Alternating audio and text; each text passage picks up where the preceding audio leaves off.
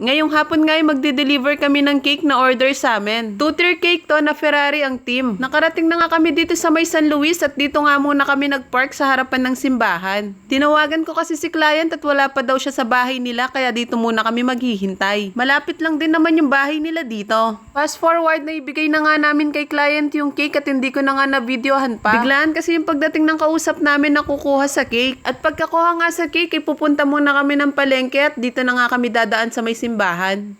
First time nga lang namin makapunta dito sa may simbahan ng San Luis at sayang nga lang sarado at hindi man lang kami nakapasok para makapag-visit man lang. At bago nga kami umuwi, maghahanap muna kami ng mamimerienda namin dito sa may palengke dahil nagugutom na rin kami. At heto nga, street foods na to ang una naming nakita. At sakto nga naman talaga sa cravings namin ngayon. Mga ganitong pagkain lang ay solve na kami ng asawa ko. At alam ko naman na maraming makaka-relate na masarap naman talaga yung mga ganitong pagkain. At pagkatapos namin kumain at bago kami umuwi, heto at bumili muna ako na maiinom namin na coffee jelly flavor. At dahil paggabi na nga rin ay bumili na rin ako na mauulam namin na fried chicken. Naghati na nga lang din pala kami ng asawa ko dito sa inumin at malaki naman tong binili ko. Baka kasi mabusog na kami dito sa inumin at hindi na nga kami makakain pa ng hapunan.